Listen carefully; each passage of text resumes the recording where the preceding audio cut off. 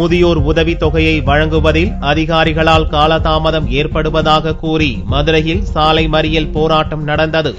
மதுரை உத்தங்குடி பகுதியில் 200க்கும் மேற்பட்ட முதியோர் அரசால் வழங்கப்படும் உதவித் தொகையை பெற்று வருகின்றனர். அங்குள்ள பாரத ஸ்டேட் வங்கி கிளை மேலாளர் முதியோர்களுக்கான உதவித் தொகையை வழங்குவதில் காலதாமதம் ஏற்படுவதாக கூறி செவ்வாய்க்கிழமையன்று உத்தங்குடி மேலூர் சாலையில் முதியோர் மற்றும் அவர்களது குடும்பத்தார் மறியலில் ஈடுபட்டனர். மாசம் 30 ரூபாய் வசூல் பண்ணி கொடுங்க அப்படின்னு சொல்லியே ஒரு பணம் கொடுக்கல.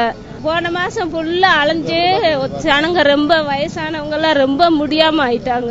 தபால்ல எல்லாம் பாதி பேருக்கு வந்துருச்சுங்க. அது கான்ட்ராக்ட் எடுத்திருக்காங்க, அது குடுக்கறேன்னு சொல்லி குடுக்கலங்க சார். இன்னைக்கு பஸ் மறியல் பண்றாங்க. முதியோர் பணம் இங்க உள்ள 200 பேருக்கு வழங்கல.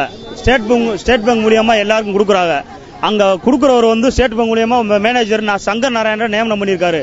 அவர் ஒரு ஆளுக்கு 30 ரூபாய் எங்களுக்கு வசூல் பண்ணி கொடுத்தாதான் நான் ஒழுங்கா உங்களுக்கு பணம் செட்டில் பண்ணுவேன் அப்படின்னு டிமாண்ட் வச்சுக்கிட்டு இதுவரையிலும் கொடுக்கல.